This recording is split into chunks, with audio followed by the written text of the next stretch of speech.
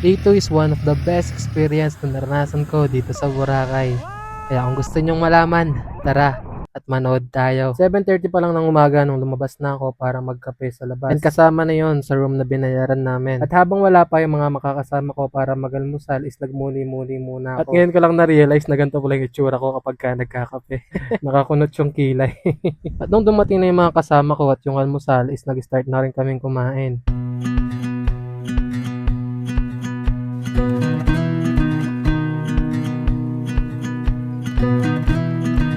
After namin kumain is naglakad na kami papunta dun sa pagsusundaan sa amin ng mga bangka. Ito nga pala yung isa kong tropa na rich tito ang galawan. Pero before ka nga pala makasakay sa mga bangka is kailangan mo munang isulat yung mga pangalan ninyo. At nung nandyan na yung bangka is naglakad lang ng konti at sumakay na.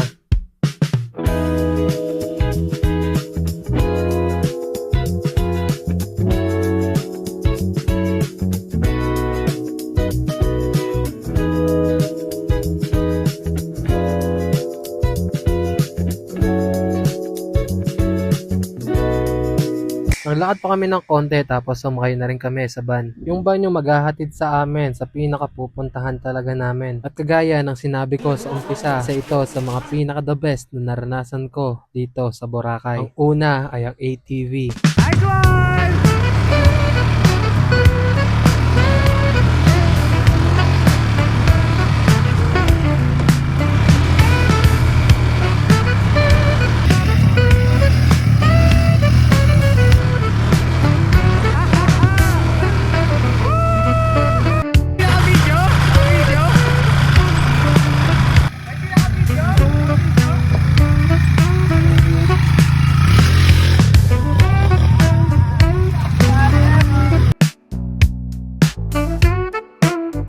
Pangalawa, ang zipline. Bago ka nga pala makakyat sa taas, is kailangan mo muna sumakay ng mga ATV. And yung experience sa pag-akyat ng ATV is sobrang bangis mga pare. Tipo na mapapakapit ka talaga.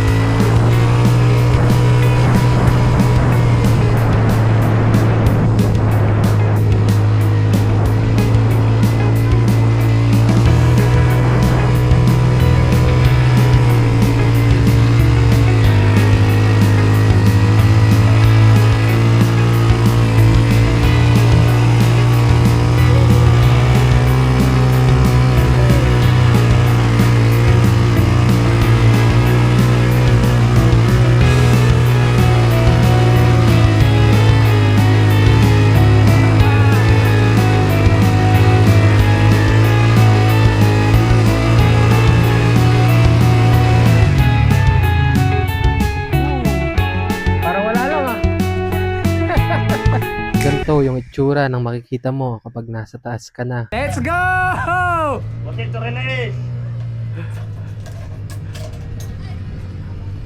Ready? One,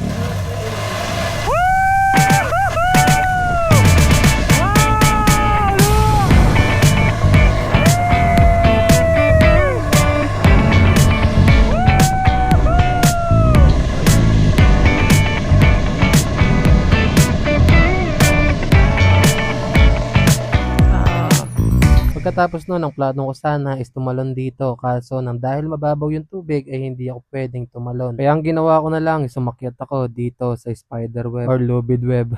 Nag-relax lang ako ng konti dito tapos bumaba na rin ako para tumingin sa mga pictures na kinuha nila sa amin habang nag-ATV kami at saka nag-zipline. Pagkatapos nun is nagpunta na kami sa Kawabat. Nagulat din ba kayo? Akala nyo iluluto talaga kayong literal dito na. Yun din yung akala ko pero fraps lang pala siya. Pero ang talino ng ginawa nila dito. Ito yung itsura niya kapag ka sa picture. Diba? Parang totoong niluluto ka talaga. Ito na yung pinakahuling ginawa namin dito sa mainland. Nag-paddleboard pa kami dito at nag-swimming na. Kung pag-uwi namin is nagutom na kami kaya dumiretso na kami dito sa Anlox. After long years, dito ko na lang ulit natikman yung Pepsi.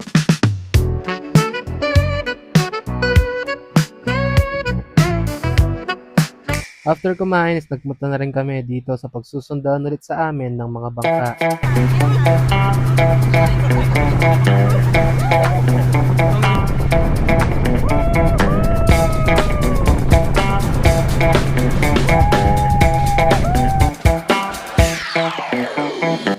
Pangatlo, parasailing. Yung makakasama ko dito is kaibigan lang and I don't want any issue dahil mahal ang parasailing kapag mag-isa ka lang.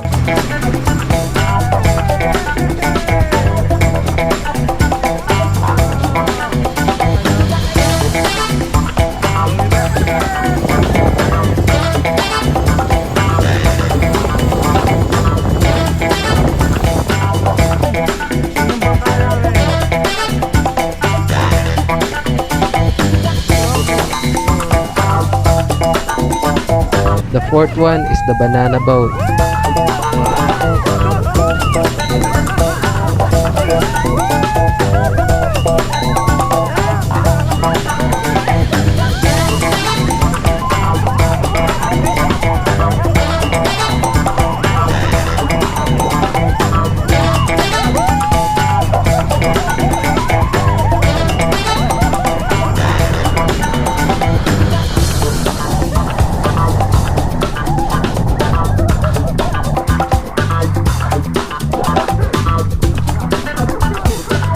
And lastly, the UFO.